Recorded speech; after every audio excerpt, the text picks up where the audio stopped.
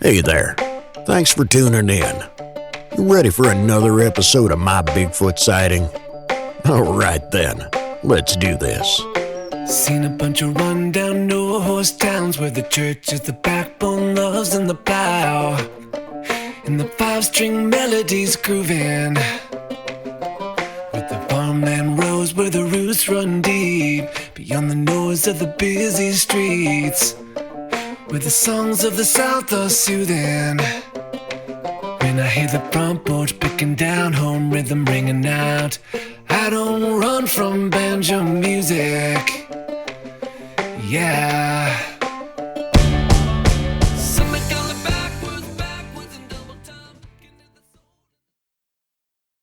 If you'd like to be able to listen to the show without ads and have full access to bonus content, that's an option. To find out how, please go to mybigfootsighting.com. My Bigfoot sightings over the last 31 years, roughly, I think that this creature comes in many types, and I've been very blessed to be one of those people who have had many encounters. Appreciate you having me on here, Vic. I'm honored to be here. I've been a long-time listener and glad we finally were able to get together. My first encounter took place, I had hunted on my grandfather's farm since I actually lived with my grandparents most of the time when I was very young, because my parents worked in Nashville, Tennessee, which was about 92 miles from my grandfather's place in Cannon County, Tennessee, and I stayed with my grandparents while my family worked there, my mom and dad, and they came home on the weekends. They stayed in town instead of making that long drive every day and back. And I'd hunted this farm my whole entire life, from everything from deer to small game, whatever was out there. Camped out in the woods by myself with my dog and slept in the hayloft in the barn. Pretty much done everything on that farm and never had seen anything. I'd heard some strange noises, but I always pretty much related those to just some type of animal in the woods and nothing to be concerned about. But this happened November the 6th of 1992.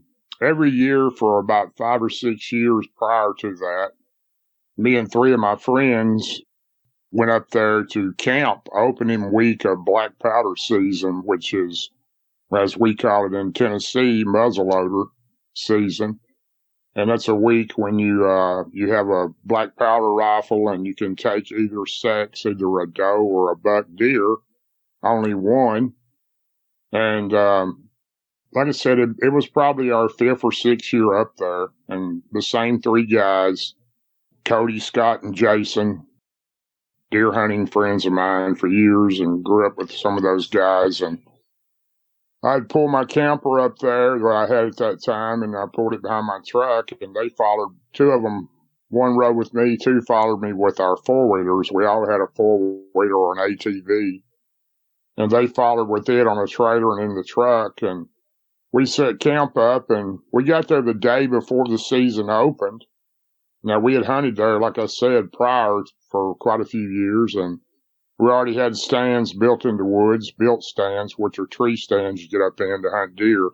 And we also carried climbing stands when we felt like we wanted to go to a different location. And that's a stand you put on your back like a backpack, and you go into the woods and put it around a tree and climb the tree, in case the viewer don't know what that is. But I'd hunted up the same area quite frequently, even longer than they had been coming there. And I wanted to go after a trophy deer, which is what we call a large rack deer. And I wasn't really into killing anything but a trophy deer.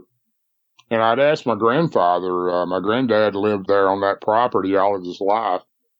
Not that exact location, the area that I actually went into. And I'd asked him, he was 92 years old at that time, and I said, what would be the best location, Granddaddy, to get a trophy deer? I was standing on his back porch, and he pointed over toward these large hills and hollows. And I mean, these hills are straight up, some of them are. And they're deep hollows and hills. And he said, if I was you, boy, and my granddad always called me boy. He never called me by my name. He said, if you can see that third hollow over there, and he pointed out over there, and I said, yeah, I see that third one, and he said, I would go into there. He said, you've been there before by road, and that's my old home place, and when you get there, you'll know you're in the right spot because you can see the remnants of the old log home that I was actually born in, and it's fallen in now, but you should be able to see the shingled and tin roof. There's also part of an old grist mill still left there, but you'll know you're in the right area. And I said, okay, sounds good. I'll try that. So this was a long walk, a lot of walking. And so I headed out behind my grandfather's farm, and you go down behind his house and you go through a gate. It's a regular sized gate, not an animal gate. And you go across about a 200-yard wide grass field. At that time of the year, it's kind of like a sage grass, which is a tall brown looking grass that has changed that color due to the change in the colors of the fall. And you go across that and you get to a barbed wire fence, which was fairly new that my grandfather this whole area was surrounded where he kept his cattle. And you cross that fence, climb over it, and then you go up a real steep ridge, go to the top of that one, down it. There's an old fence on the other side of that. The way I crossed, it was mainly broken down because there'd been no cattle in there for years. And then you keep going, and time you cross the third hill, it's a good 45-minute walk, maybe an hour, depending on the shape you're in and the resistance you have climbing those hills of leaves on them. And when I cross the third hill, you go down it's really steep on that last hill, and it goes down. And when it gets to the bottom, about 5 foot from the edge is a creek where this old grist mill was. And I could see remnants of it to the left, just mainly some big rocks that you could tell that's what was there at one time. And I could actually see some pieces to my far left of what was left of the old home place. There was actually an old dirt road, not gravel, but went way back up in there to get to that site. And I was a pretty good distance from it. But I'd walked around down there, and I walked up by the creek bank, and I was looking for a really good tree I had a climbing stand on. And I found a tree to the left of me. The creek is on my right as I'm walking. And this hill is about a 45-degree angle, so it's a real steep hill, and the tree is straight up. So you're kind of, when you put the tree stand in it, you're kind of overlooking the creek, which was 10 or 12 foot wide. And there was an open area across the creek in between the woods. It was kind of no trees there, just a little grass and leaves, and real good year for acorns that year, which had fallen off the trees, and deer loved those. And well, I found this tree to my left, and I put my climbing stand around it. You have a climber that you put your boots in, and then you have a climber you sit in. As you climb the tree, you lean back, and it locks into the tree to keep you from falling. And I got up there, and I had a little portable fold-out saw, and I cut off a few limbs, and I got turned around and got situated where I thought would be a good spot to hunt for the next morning.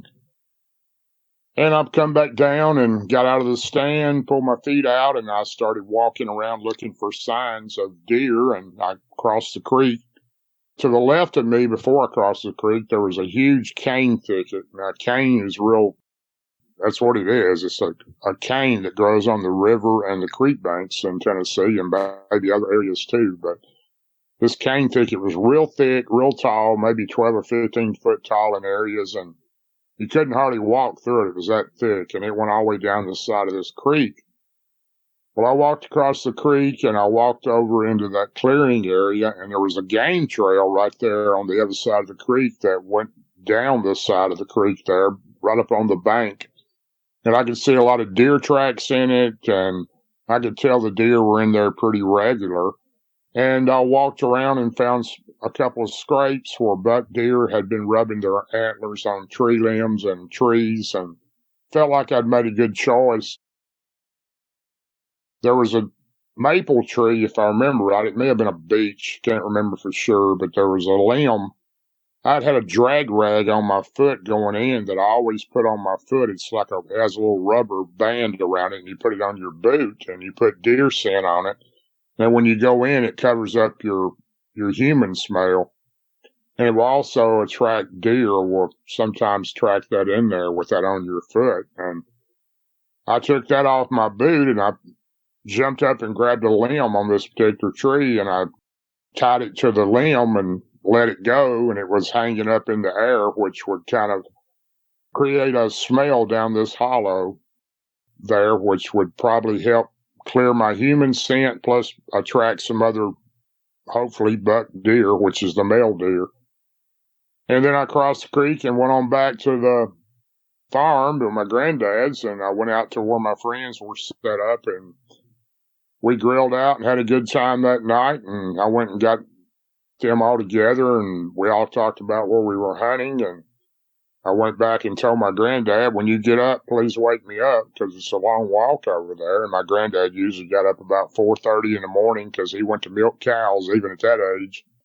He was in tremendous health. And so we all settled in for the night. About 4:30 the next morning, or 4:45, somewhere around there, my granddad knocked on the side of the metal wall on the camper, and he said, "Boy, time to get up." And I got up and got my gear together and headed that way, down behind my grandfather's house and through the gate, across the field, across the barbed wire fence, going into the first wood line on the first ridge. And I'd gotten probably about halfway up on the first ridge, and it was very steep. So in the dark, it was a little harder to climb because I had a flashlight, but it was a small flashlight, and I had to kind of watch where I was going.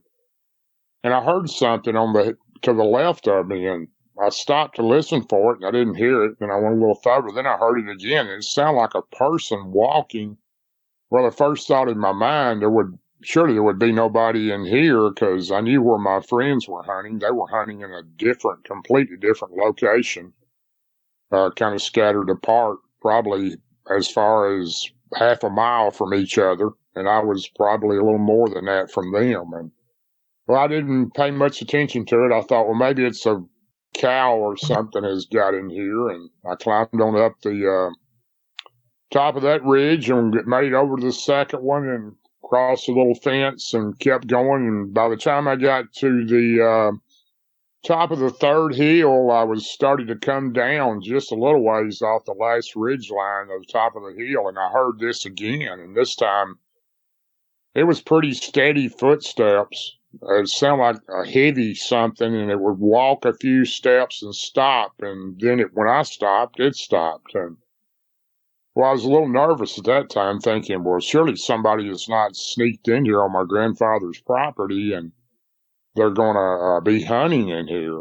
And, I kind of was a little alarmed about it, didn't know really what to think. So I got on down toward the bottom of that hill, which was the last hill, and I found the creek.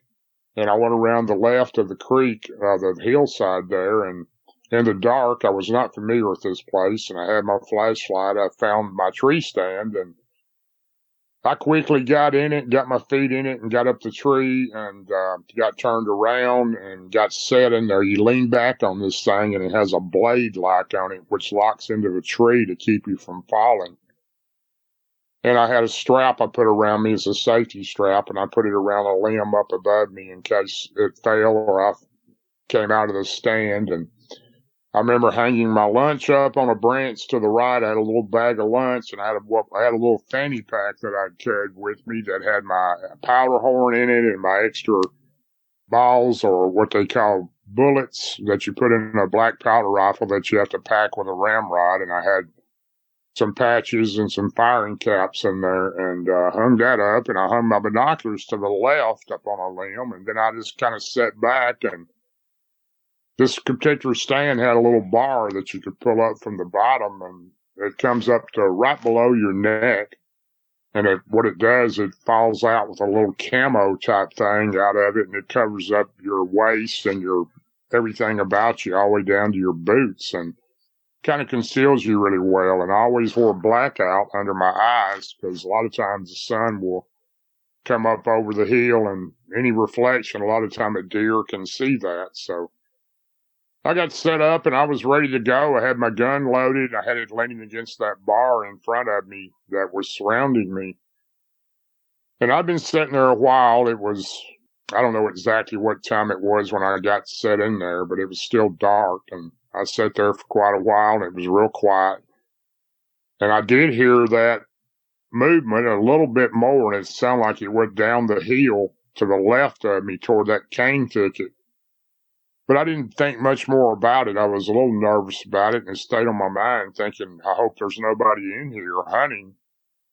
But I waited, and just about daylight, it was a foggy morning anyway, over the creek.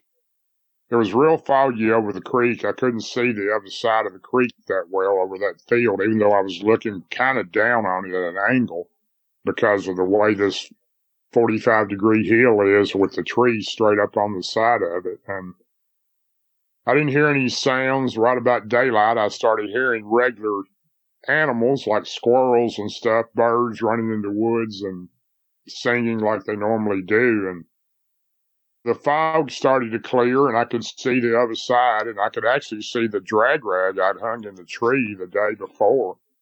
And I could see the game trail real well on the other side of the creek bank.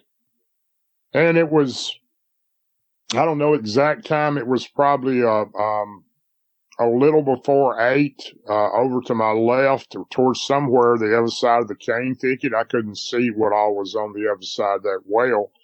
I noticed a deer come out over there, come down and walk through the creek and go up on the other side of the bank and turn to the right and walk down in front of me to my view. And 2 other deer came out and they were following this deer. It would look like to be a large doe, which is the female deer.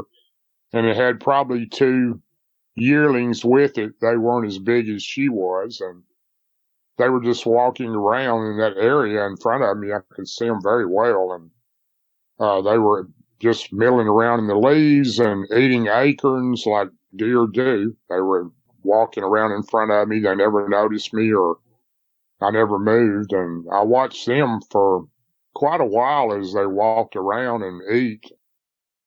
After maybe 15, 20 minutes, I don't know, maybe a little longer or a little less. I don't remember the exact time frame on how long I watched them, but I'm thinking close to 30 minutes.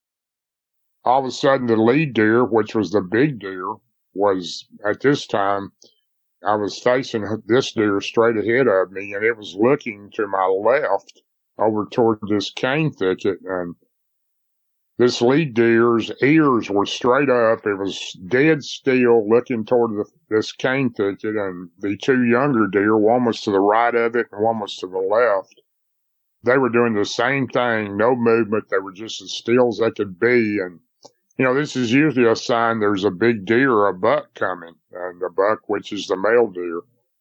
And I was kind of excited, thinking, well, there must be a big deer in there and it's about to come out. And they kept staring in that area just for a few minutes, and then all of a sudden the lead deer, the bigger female, she was still locked in. She took her right foot, front foot, and raised it up and kind of pawed like 2 or 3 times. And I was watching that and thinking, well, it's trying to get something to move over there because deer do that. And then all of a sudden she stuck her nose up like she was smelling the air, and then she came down and made a real loud blowing sound, which almost sounds like somebody sneezing in the woods, but it's a lot louder.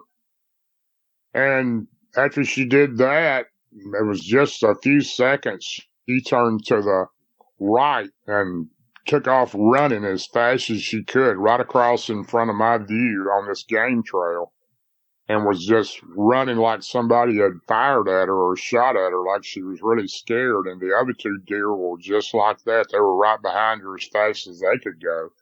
And I'm thinking, well, here comes a big buck out of this, somewhere on the other side of this cane thicket over here. That's what I'm thinking. But I thought it was very strange. I'd never seen deer run like that when a buck came in. Normally it was like somebody scared them or spooked them.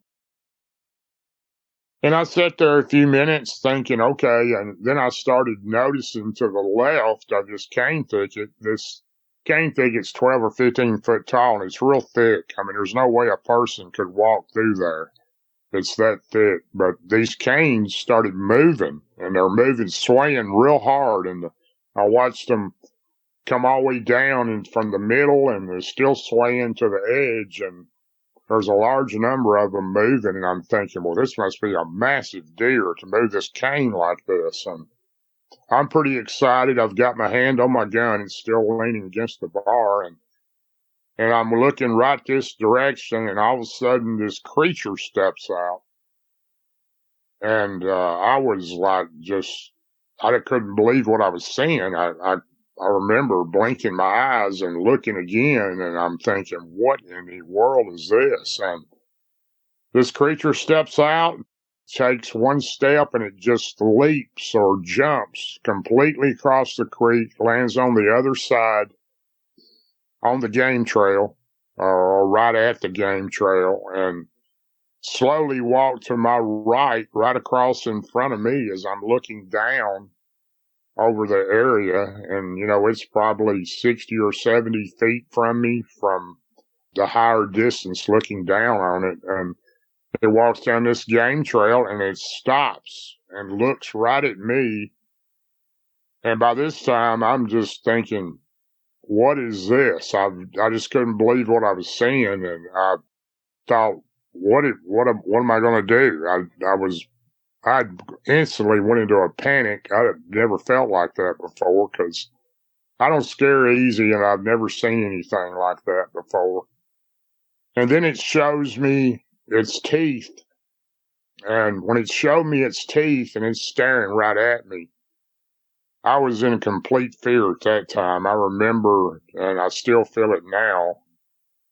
Every time I tell this story, I can go back to that moment, and I was just absolutely frozen. I was just in a state of fear that I didn't know I even had in me. And I was having a hard time even breathing. I was just basically, it was unbelievable that I was seeing this thing. And then it looks at me again, and then it walks about a step, looks at me, and then it growls. And this growl is, I don't know how to even explain a growl like this. It wasn't like a dog. It wasn't like a lion, but it was just the meanest sounding growl I've ever heard. And it's looking at me, and I'm sitting here watching this thing, and I had one of these old Iron Man watches on that I wore back then, and any time that I hunted, it had like a stopwatch on it, and I could push that button, and I did that when I seen it coming through this cane thicket, and it was 8:23 in the morning when I got back, when I looked at it, and I did that to know what time to go back to an area, thinking that's what time these deer came in. And so it was about a little after 8:23 in the morning when this happened, and this thing was looking at me, and I was completely terrified. I could barely even move. I was just frozen. And then it walks to the right a little bit. It reaches up, and it grabs this limb that I had this drag rag hanging in, and it pulls the drag rag down and smells of it, and then it just takes his hand and rips the whole tree limb out of the tree. Just throws it on the ground, and this wasn't a massive tree limb. It was probably 10 foot, 12 foot out, and it was probably 3 or 4 inches in diameter where it was attached to the tree, but it was still a pretty good strength to rip that out of the tree like it did. And then it walks right back to where it was at. It's still staring at me, and it is the meanest, ugliest looking thing I've ever seen. It was solid black. And it was looking at me like it was really mad. And by this time, I didn't know where to fire on this thing. I was thinking, well, if I shoot this thing, I only have one shot. It's a 50 caliber slug. If I shoot this, I thought this thing was going to come across the creek and just jerk me out of the tree and kill me. It was the most fear I've ever had, and it was just staring at me, and it was really mad. I could tell by the look it had. It did not like me being there. And then it just lets out this scream, like I've never heard since on any recording I've heard. It was just a most terrifying scream, and it echoed all down that hollow. Well, by this time I thought, well, this is it. This thing's going to kill me. I remember reaching for my gun, pulling the hammer back, and I thought, well, what do I do? Do I fire on this thing or jump and run? And I couldn't make my mind up what I wanted to do. And I didn't want to fire because I was afraid that if I didn't kill it, that it would just make it mad. And then it's still looking at me, and by this time I was trying to make some kind of rational decision, didn't know how to do it. And it just turns and walks straight ahead of me, and it turns back and looks at me one time. It's walking straight into the hardwoods, just walking away, and I watched it till it went out of sight. Well, I was so terrified that I knew it would take me 15, 20 minutes to climb down this tree with this stand. So I just lowered the bar in front of me, and I had my rifle in my hand. I jumped. And I'm on this real steep incline, like roughly 45 degrees, and I hit the leaves, and I slid all the way down into the creek. I went into the creek standing up, and I had my gun above my head, and I looked back to see if it was still there or anywhere I could see it. I didn't see it. I ran up the creek bank to the trail that I was on next to my tree stand, and I ran as fast as I could up over those hills. After I got over the first hill, there was a little ravine there that I went up through that was a little less steep. And as I got over that first hill, I'd already went down it, and I was just started up the second hill, and I looked back. I just kept looking back to make sure this creature wasn't chasing me or following me. And when I looked back going up the second of the hill, on the first hill I came down, there it stood, and it was staring right at me, just standing there next to a tree. Now, I don't know if it was the same one or one like it or what, but it was standing there. Well, that just kicked in my adrenaline more, and I was absolutely terrified. I never had fear in me like that. And I just kicked it in as fast as I could run over that next hill, and by the time I got to the last hill, the top of it coming down, I just stopped to climb over that barbed wire fence, and I was running so fast down that hill that I just jumped this barbed wire fence, which was probably 6 or 7 foot tall. And when I jumped the fence, my pants leg, my left one, caught it and just ripped my pants all the way up past my knee and cut a huge gash in the side of my leg. And I didn't even realize it till I got back to the house. But when I landed in the sage-grass field there, it was about 200 yards to my grandfather's gate behind his house. And I'm looking behind me the whole time. I didn't see it again. I kept looking all the way to the gate and still looking, didn't see it. I got through the gate, locked the gate, and then ran into my grandfather's backyard up onto his back porch. He had an old wood house, and the back porch had a tin roof over it. It was an overhang, and went through the back door and shut the door and blocked the door, and I was looking out the window in the back door, and I didn't see it. And I ran to the right in the kitchen and went into the sitting area where my grandfather was at, and he was sitting there to the left and in a rocking chair that he sat in all the time, and he was sitting there in the chair, and the radio was on, which he listened to all the time, country music. And I went over behind the big potbelly stove that was in the corner and between the corner and the middle of the room, and I went over and sat down in the floor behind it. I was so winded I could hardly talk. I was just trying to catch my breath, and he looked at me and said, "Boy, what's wrong with you?"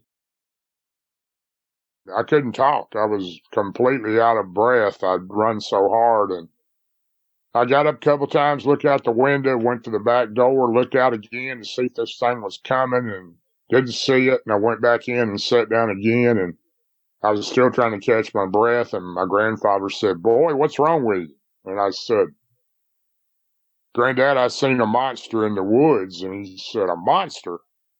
And I said, yeah, I seen a monster in the woods. And he goes, what are you talking about? And I said, it was this huge creature, and it was covered with black hair, and it was the meanest looking thing I ever seen.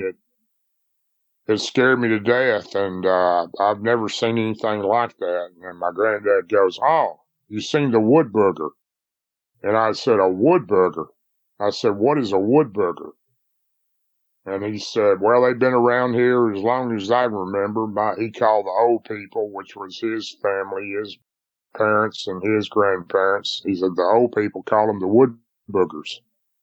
And he said, they're real territorial. They don't bother you as long as you don't bother them. But if you're in their area, they don't like it. And I said, well, why didn't you tell me about these things? I said, I've never heard anything about a wood booger as long as I've been here. And he said, well, I didn't want you to be afraid of anything in the woods because you wouldn't have camped in the woods and hunted here and spent the night in the hayloft with your friends and your cousins, and you wouldn't have had a good time if you'd have been scared of something. And I said, well, I've never heard anything about a wood booger. And he said, well, they're out there. He said, I've seen 4 in my lifetime. He said, they've never tried to harm me. He said, I'll be working in the field. I'll look up, and one of them's standing there next to the fence watching me work. And I said, well, I don't know why I've never heard of them. I said, this thing scared me to death. And he said, well, they never bothered me. And I said, I wish you would have told me about these things. And he didn't answer on that. And he said, they come to the hen house here in the wintertime. And my grandfather had an old log hen house to the left of his back porch, probably 60 feet from it. And he had a lot of chickens in there. It was log, and it had a door on it that he had made. And the chickens went in there to roost at night. And he said, in the wintertime, these things will come. And he said, one will come, and I didn't see it there, but I know it was there because it'll take 1 or 2 chickens, and it'll leave a little pile of sticks and rocks like it's paying for it. And I said, really? He said, yeah. He said, they hadn't never harmed me, and he says, I'm not real frightened of them. And I said, well, I am. I said, it scared me to death, and I wish I'd known about it. And he continued to try to calm me down, and I sat there for probably an hour. I was still a nervous wreck, and he said, boy, you look like you've seen a ghost. And I said, well, I feel like I did, and I was pretty terrified. But just shortly after that, maybe a couple hours, I was still trying to calm down and get my nerves together, and still getting up, looking out the window in the back door, thinking this thing was coming. And I never seen it again. And my friends came back, and they were out at the camper, which was the left of my grandfather's front door to his barn, probably 75 yards away, and my camper was out there. And I went out there, and one of them had killed a buck deer, and it was hanging in the tree, and they were skinning it out. And I started talking to them, and I walked up, and they said, hey, Big D. All my friends call me Big D. They said, did you see anything? And I said, well, not anything that I'd want to see. And they said, what do you mean? And I just asked them, I said, I see you got a good one there. And I said, let me ask you guys something. Have you ever seen anything as long as we've been hunting up here? And they all stopped and looked at me, and they said, what are you talking about? I said, something maybe it looks kind of like one of those Bigfoot creatures. And they all looked and just smiled and started laughing. They go, Big D, you had too much to drink last night. I said, no, I didn't drink anything last night. Anyway, I didn't say anything else about it. I could tell they thought I was crazy or seeing things. But anyway, that was basically my first encounter. It was terrifying, and it was something took me a lot of years to get over that. I never really got over it, and if it hadn't been for other encounters I'd had after that, I probably would have. And I didn't actually hunt for going to woods I hunted out of my truck a few times. I didn't go into woods. I'd go into a field and park my truck, but I pretty much gave up on hunting and really too terrified to go into the woods, and I've still never been back to that spot this day.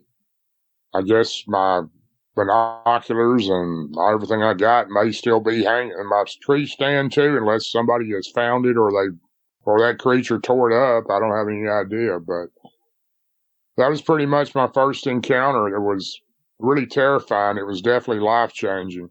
I had nightmares for weeks. It went on for years. I would have them, and it was probably the most terrifying thing that I've ever had happen to me. So that was my first encounter. Like I said, I didn't go into the woods for that was in 92, November the 6th of 92, and actually I didn't hunt anymore unless I hunted out of my truck, and that was very few times. But my second encounter actually happened in late night. Well, it wasn't late. It was early 1999, I believe. I believe it was around February or March. I was fishing. I wasn't hunting. I was fishing on a spot that I had on the Cumberland River in Tennessee, kind of a remote area it was a real good spot to fish, and not anybody really knew where it was at because it was down behind a old water treatment plant on the side of the river. I think it was a water and sewage treatment plant. I'm not sure if it's both, but I had a friend of mine that had taken me there years before that. His dad worked there at this plant, and he could pull down behind it, and there was a parking lot and a fence down there behind it. You can actually park your vehicle, and you could go through this gate and walk back through these woods on a game trail. And it went all the way down the Cumberland River. It was probably about a 200-yard walk back to this particular area. There was a clearance next to a creek that ran out. And I went down there several times with this particular friend named Dwayne. He had showed me that years ago when we were in high school. I believe it was his uncle that worked there, wasn't his father. But we were able to park there. They allowed us to because he knew someone. Nobody else fished back there. And I was back there fishing one day, and I went in there, and I carried my minnow bucket, which that time of year I fished with minnows down there because there was a lot of crappie that time of year, or some people call them crappie. I call them crappie, and that time of year you can catch them. And this particular spot has a creek that runs out into the river to the right of me. Then it has a sandbar that comes off the bank, and it goes out into pretty close to the middle of the river when the water's at regular level. And when you catch a fish, you have to walk down on that sandbar, because if you don't, you'll get your line and your fish tangled up on the bank that's sticking out over next to it, because there's a lot of tree roots and stuff hanging out of the bank.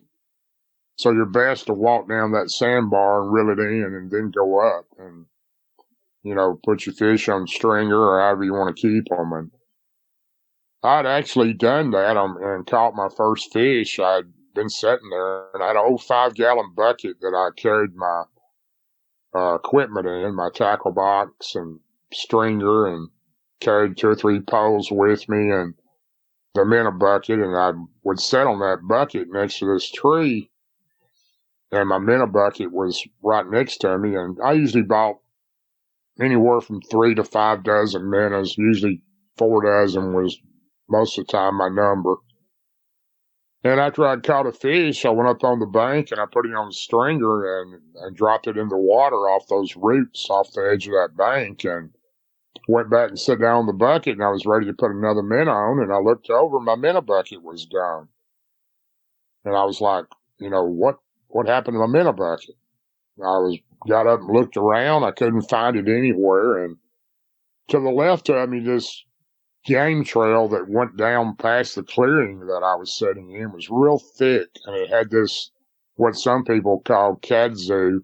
It's kind of a ivy looking, real thick stuff, and it's like ivy. You can't see through it. It's really thick, real matted, and if you went down that game trail that went on down around the river for miles back in there, it was so thick you had to almost get down on your knees to get down in there, to get past that. And I had never been past there before that I can remember. And I got down as low as I could, thinking maybe the wind had blown it over or something. And anyway, I never found my minnow bucket. I couldn't figure out what had happened to my minnow bucket. I'm starting to think, well, maybe somebody's in here and they played a joke on me or a trick on me, and I really didn't know what happened to it. So I was kind of confused, so I had to leave. I had no bait. So I hit it out, and I was down there. It kind of stayed on my mind puzzled, like what happened to my minnow bucket, but it kind of alarmed me on what did happen to it. But I thought about that all that week, and so the next weekend I went down there, and this time when I went down there, it had rained a lot, and spring rains had rised the river, and the river was flowing a little stronger, and it was a little muddy, and the sandbar was underwater. I couldn't see the sandbar. And the trail was real wet, and so was the game trail. And it had been raining that morning, and it was just a kind of a spring day when you have rain. And there wasn't any threat of any more showers or anything. It was trying to clear up. So I went on back in there to the same spot with my minnow bucket and set up the same way, except I couldn't go down to the sandbar. I would just have to walk to the edge of the bank where the roots were sticking out and just hopefully reel my line up with a fish if I caught one to keep it from getting tangled and all that. And I'd been out fishing. I think I had been fishing for quite a while, longer than normal. They didn't seem to be biting very good, probably because of the water. But I think I'd caught, I can't remember if it was one fish or two fish that I'd caught. And I came back again to sit down on my bucket, and I looked over to get a minnow, and my bucket was gone again.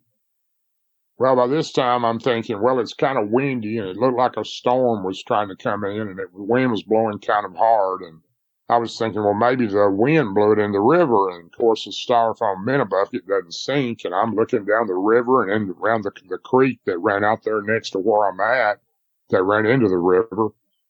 I didn't see the bucket. I walked around behind me, and I'm really puzzled at this time, thinking, what in the world has happened to my minnow bucket?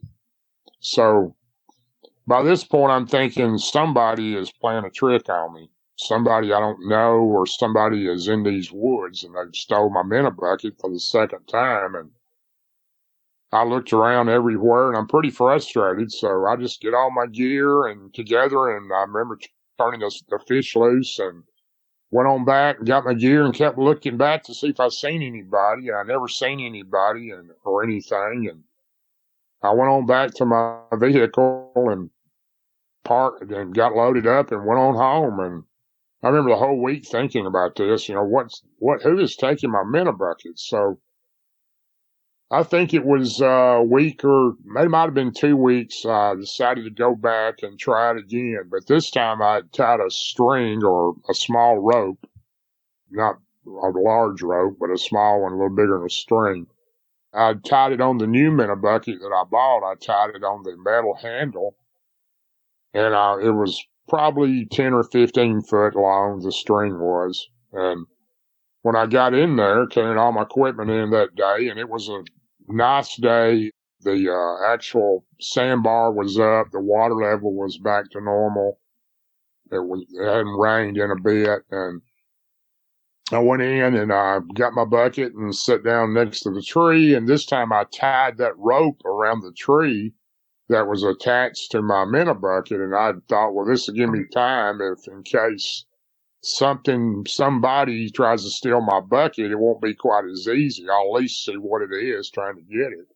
And I actually brought my shotgun with me that day because I was a little nervous. I was kind of thinking, well, somebody could harm you for stealing your minnow buckets. And it was just an old single shot 410 shotgun. But I had it with me, and it was leaned against the tree. And I had my lines out, and I was fishing, and I caught a fish. I think I'd caught a couple of fish that day. I was having a good day, and I walked down the sandbar and went up and put the fish on the stringer and put it in the water and went back up to almost back to my bucket, walking toward it. And I looked, and that string was stretched all the way from the tree down that game trail into that real thick ivy, or kudzu, people call it. It was stretched all the way down. I couldn't see the bucket. It was actually in the ivy area on the game trail.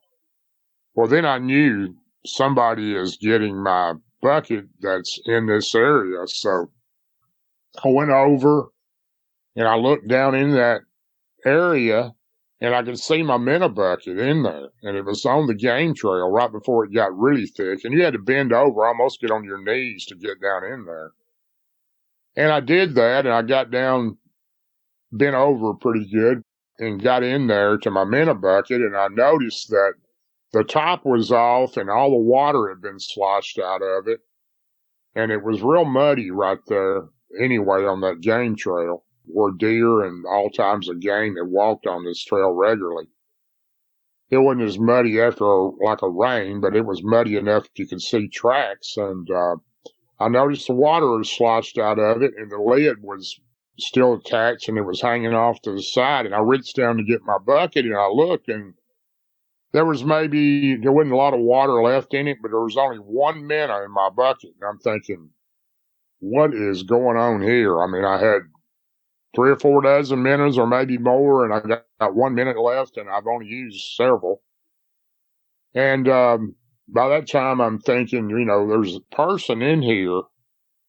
And I knew I had my shotgun over there, and I looked around. I didn't see anybody. And right as I started to pick my bucket up and carry it back to where my minnow bucket, pick it up and carry it back to where I was sitting on the 5-gallon bucket, I noticed a track. It looked like a person's footprint in the mud right next to it.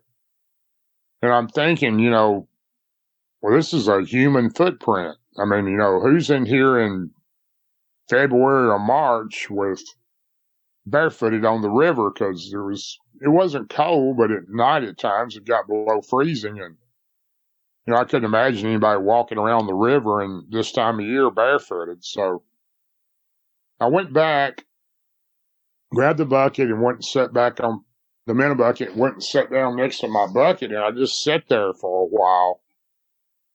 And I act like I was fishing. And I just sat there for a while with my eyes kind of looking to the left, trying to catch this person who was stealing my minnows in my bucket. And it was a good while, but then I caught a glimpse of something. And it was leaning down from in that area where the thick growth was, right at the edge of the trail. And it was leaning out, holding on to a small tree. And I looked and I seen it look at me and then it went back in real quick like it was peeking at me. And I couldn't believe what I was seeing because it was another one of these creatures. And I got panicked real quick. I remember thinking, oh no, I'm back in here. These things are back again. I've run into some more of these Bigfoot and I was pretty panicked. I was thinking, what do I do? So this thing peeked out again. It looked out, and I only had one thing on my mind. I had my gun. I remember grabbing hold of my gun and watching this thing do it a couple times. And so I got my gear with my gun, and I got out of there. I walked back to my vehicle, and it was on my mind constantly thinking about this thing. I couldn't believe that one of these things was in there. So I was pretty alarmed by it. I wasn't as fearful of this creature because it didn't look anything like the first one I'd seen. It looked completely different, but I could tell it was another one of these Bigfoot type creatures. It didn't look anything like that one in the face. And it wasn't a big one. It was probably 5 foot tall, 5.5 foot tall, and it was just peeking out at me. But I was still pretty scared and alarmed, so I got out of there as fast as I could. And I remember thinking about this every day, and at night I constantly kept thinking about this thing was in there where I was fishing. And, I'd been fishing there for 20 plus years. But I always had my buddy with me, and sometimes my dad went there too. And we never seen anything like that there, or nothing like what had happened to me ever happened while we were there. So I was pretty alarmed about it. I didn't know where I was trying to think. Do I want to go back in there again or be around these creatures again? And it was a lot of thinking and thought that went into it. And I didn't know where I wanted to or not. I couldn't make my mind up. So I decided, I think it was a week later, or maybe it might have been the day before. It might have been a Friday. I think I may have taken off work. I can't remember, but it stayed on my mind so much that I wanted to go in there. I made my mind up that I wanted to go back, and I did. I went back, and this time I went in with my gun, again, my shotgun, and I set up like I was going to fish. I had my lines out and everything, but I had no bait on them. I had them in a bucket. My main goal was to see these things. I didn't really care anything about fishing. And I sat there for a good while, and I got up and moved around like I was fishing and come back and sat. But my eyes were peeled to the left the whole time trying to catch something out of my peripheral vision. And then I seen it. I don't know if it was the same one or not. And this creature was black, and it was about the same size. It looked like the same one, and it was peeking out at me again. And I thought, oh my gosh, I had just an anxiety that filled me completely when I seen this thing. I didn't know. Then again, I went into kind of a panic type mode. Do I want to stay here with this thing? There's another one of these creatures. Should I come back here? Why did I even do this? And this thing started looking at me, and it was watching me, and it kept watching me. And then it realized I was watching it, and it would go back in and out of this kudzu. It was holding on to this tree, and I was there a good while. It didn't come out and let me just sit and stare at it like in the open, but it was definitely watching me. And then I noticed another one behind it, and it was about the same size. And it was behind that one, and it was looking at me too. And I was just at a complete different thought than I've ever had. I don't even know how to explain it. I was thinking, well, these don't seem evil like the one that I had run into in the woods up in my grandfather's place, because they didn't seem aggressive. And I sat and watched these things look at me, and they'd go in, they'd come out and hang over the edge of that trail and look at me. I did that for a while I finally got my gear and took my shotgun and went on to the house and thought about it for quite a while. And I started thinking, maybe I should, I'd never even heard of gifting back at this time. I said, what if I take them something and they'll like it? And I started going in there, and I wasn't even carrying my fishing equipment anymore. I did carry my shotgun in case they tried to attack me, and I put it by the tree, and I watched these creatures, and the one started, I could at least see the body of it on the trail. It didn't come out like and greet me. It wasn't that friendly with me, but I could see the whole body of it as it was squatted down in that real thick area on that game trail. And I watched it, and it watched me, and it seemed to be pretty friendly toward me, and I didn't really know what to think of it. And it was probably the thing that really saved me from being so terrified of these creatures. I don't think that I would have ever gotten over that first encounter if I had seen these on the river. And, I sat there that probably 3 or 4 hours that day and watched them. And I remember making hand motions toward them and everything else, and they didn't give any hand motions back or anything, but they were definitely, the one showed itself pretty good, squatted down probably 50 to 60 feet from me in the bush. And then the other one would come out again, and it would look around that one. And this went on for quite a while. I started going in there regularly. I would go in before work, and I started taking them gifts and food. And I had taken a few things in there, and it looked like small animals had got into it. So I made a little wooden box out of a few 2x4s and a piece of plywood, and I actually nailed it in that tree that I was sitting against. It had a fork coming out. I nailed it in between the forks, and I would put the gifts up there, and I would take them different foods. I started off with apples and just anything because I didn't know what they liked to eat. And I found out pretty quick the things they didn't like. And they seemed to like cantaloupe the best. And they loved nuts, any type of whole nuts, like in the shell, like walnuts or that type thing. They loved jelly-filled donuts. I just tried about everything. There were several things they really liked. And I started gifting them. And I didn't know that it was called gifting at that time. I heard about it later on in years about people doing it. But I became pretty friendly with these things. And the one that I became more friendly with was the first one that I'd seen. I started to realize that it must have been the same one. I knew what it was, a female. And I don't know how exactly I knew it was a female. I could just tell by some way it looked like a female compared to the male that was behind her, and it was about the same size. And I started trying to be friends with them, and I had a really good friendship with them for a long time. I went in there as often as I could, and I tried to communicate with them. I told them my name, and I asked them their name, and they wouldn't say anything. This went on for at least 2 years. I would get different reactions from them, and they didn't come any closer to me. I didn't try to go any closer to them, but I wasn't scared of them. And it was quite a while since I'd been going in there. This whole thing lasted about 3 years or a little longer. And I was going regularly and taking them food, and they were making me gifts.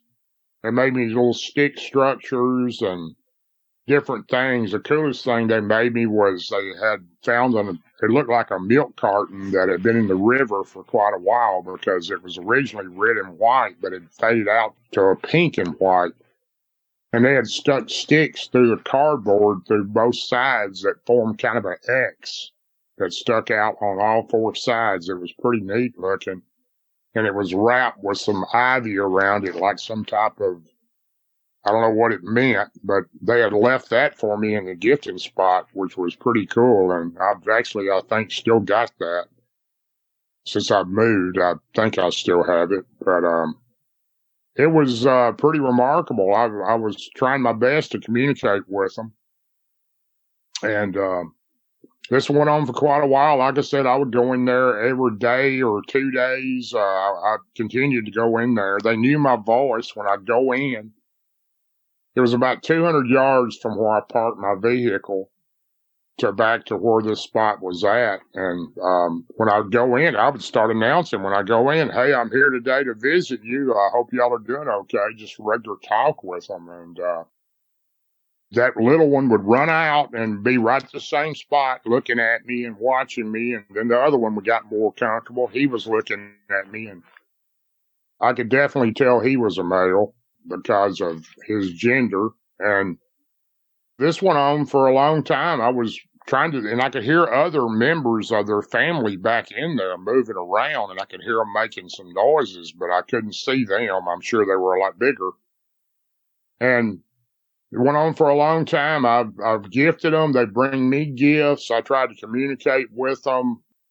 I did about everything I could think of. I'd ask them questions, and they'd just look at me. And one day I guess it was over 2 years when I'd been going in there, and it was pretty tiresome to do this, but I didn't want to lose contact with them because I wanted to know what they were, where they came from, and everything about them. And I was hoping to find a way to communicate. And I would go in and I would tell them, my name is Darrell. Will you tell me your name? My name is Darrell. And they wouldn't say anything, of course. They just kept looking at me. But they were friendly enough. They weren't as scared of me, I could tell that, as they once were. They were building trust, and they liked me, and I liked them. So I started bringing them other gifts, and I brought them several different things. I brought them several different toys. I remember bringing them some little marbles, some small balls, just different things for them to see if they liked them. And they took them. I don't know where they took them to. I didn't see them. But one day I decided, well, I was at a dime store and I've seen this. I was trying to find gifts for them, and I've seen this rack, and it had these little plastic whistles, like you give at a birthday party or something. There was 8 or 10 of them in this little cellophane package, and it was hanging on a wire shelf, and there was some little whistles, and they had a little black string with a little that went through the edge of them where it was tied onto the whistle, and it was a little black string. And I went in and I put these whistles out after I'd tried to communicate with them that day, and they watched me. And before I left, I hung these whistles all around the limbs and the trees, just hung them up. And after I tried to communicate with them and they watched me and I watched them, I went on. And the next couple of days I was gone, and I came back in and I would announce myself. They knew my voice. I would hear them moving. When they heard my voice, I could hear them making noises. They were running in that kudzu and the ivy and everything. And I knew they were kind of happy to see me, and I was kind of happy to see them. I didn't feel frightened of them at all. And I was really glad that I'd met them. They became my friends. It's the only way I can put it. I know that may sound crazy to a lot of people, but they were really friendly to me as far as not trying to harm me. They were never aggressive. They were always friendly. And I wanted to communicate with them really bad, but this day when I walked in, it was the craziest thing I've ever heard. I remember walking in, I started saying, "I'm here. How y'all doing today?" And I'm walking down the path, 50 yards in, headed toward roughly 200 yards back. And I started hearing the whistles blowing. I'd hear a whistle way back in there, one to the left. I'd hear one across the river, a whistle blowing. These creatures were intelligent, and they knew how to blow a whistle. So I was just thrilled to death that I heard that. And after I got in and sat down and was trying to communicate with them again, they quit blowing the whistles, and I could hear a bigger ones in that kudzu moving around. You could hear limbs popping as they were walking around in there. I'm sure there were bigger adults in there. And I'm sure they were watching, and that was the first time that I seen the big one. And he wasn't huge, but he was a male. He was probably about 7 foot tall. He was behind the other two, and he was down low, and he was looking over them at me. And I thought, my gosh, there's a whole bunch of these things. I knew they were in there. I didn't know how many there were, but I then realized that there was a lot of them in there. I don't know how many. I never seen them all, but I only seen 3 the whole time that I went down there, roughly over 3 years. Or maybe a little less or a little longer. I don't remember the exact time frame, but I was really beginning to get somewhere with these creatures. I was very excited to go. And I always try to go every day or two at the longest. And then I got real tied up. I had to work over, and I was real busy, and I was worried to death about not getting down there.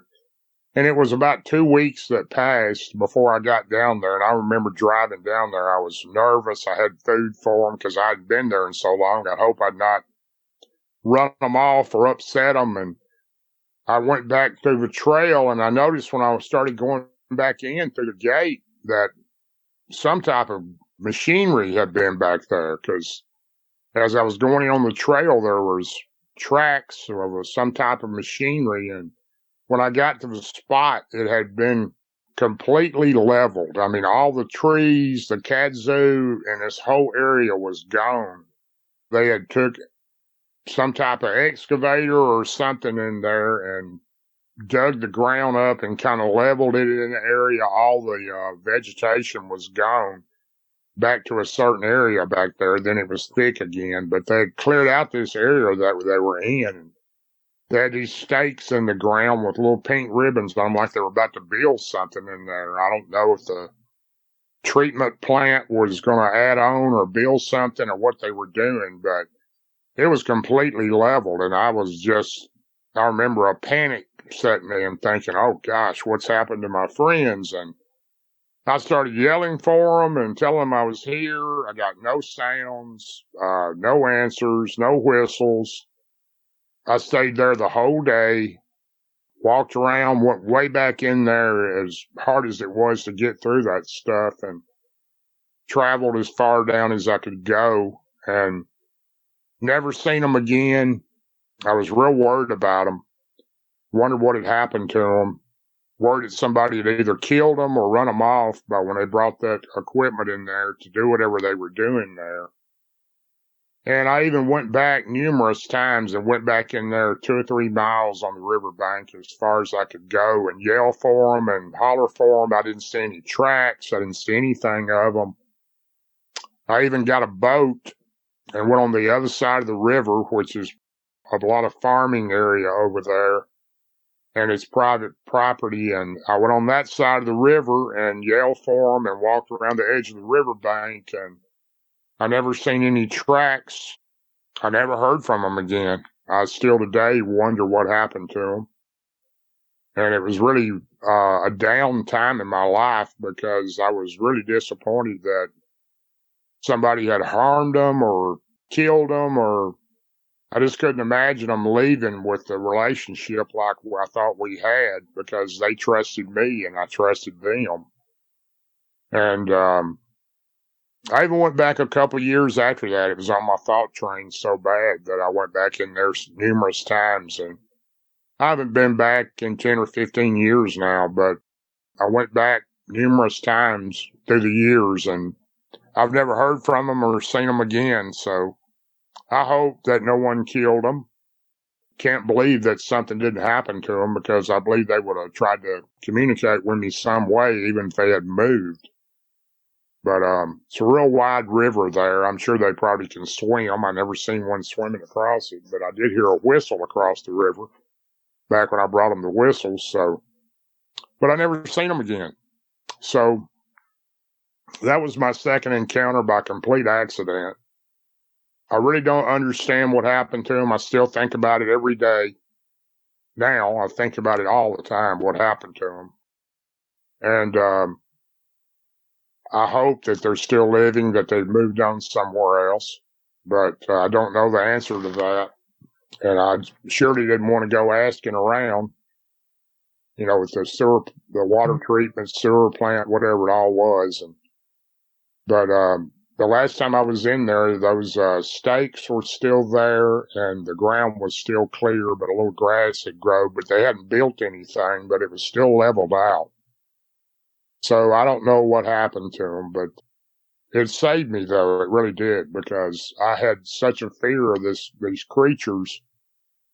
And I realized that not everything of any kind of creature, in my opinion, is bad. These were friendly, non-aggressive. They were trying to be my friends. I was being their friends. They were gifting me.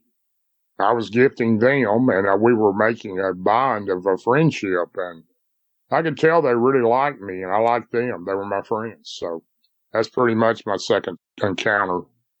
I've been very blessed. I don't know how. I've got friends that's hunted in the woods for 40 years plus, and they've never seen any of these creatures. And I've mentioned them to them before, and they look at me like I'm crazy. But I don't know what it is. I think some people have something in them that are allowed to see these creatures, if that's the way to put that. I don't know how to put it, but yes, I've had many experiences since then, and I seem to attract these creatures somehow.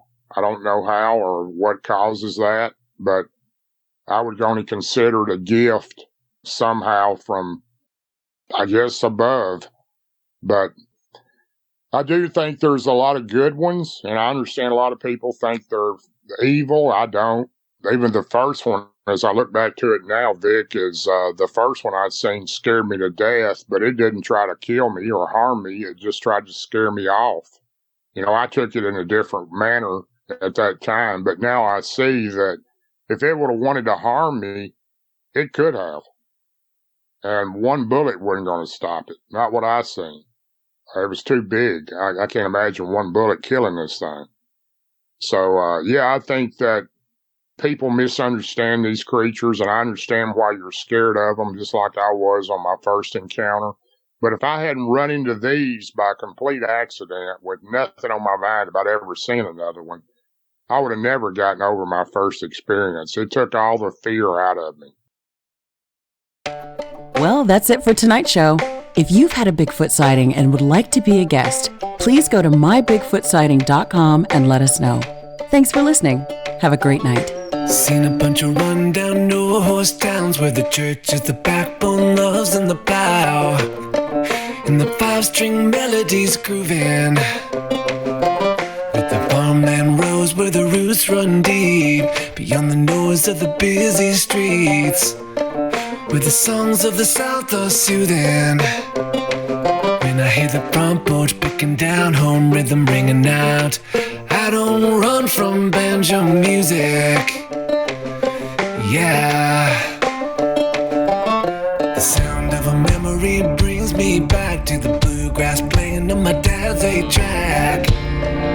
His pickup man had been through it, getting through the day on Scruggs and Skags, bucking hay bales to those Tennessee jams. There's no other way that I'd do it. When I hear the front porch picking down, home rhythm ringing out, I don't run from banjo music. Yeah. Something coming backwards in double time, getting to the soul and the drumming on Kentucky style. Those are the anthems strumming out, country boy living. When I hear the front porch picking down, home rhythm ringing out, I don't run from banjo music.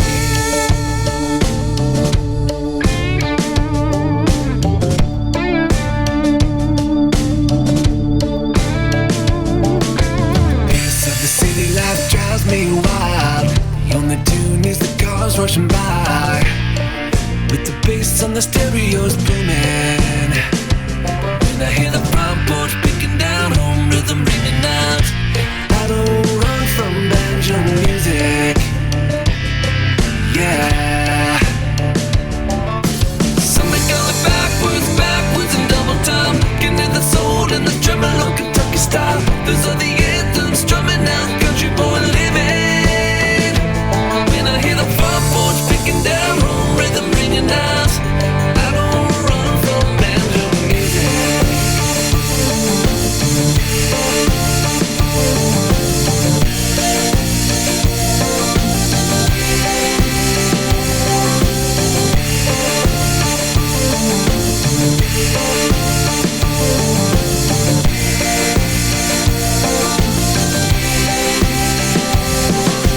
Something going backwards in double time, getting to the soul and the drumming on Kentucky style. Those are the anthems drumming out, country boy living.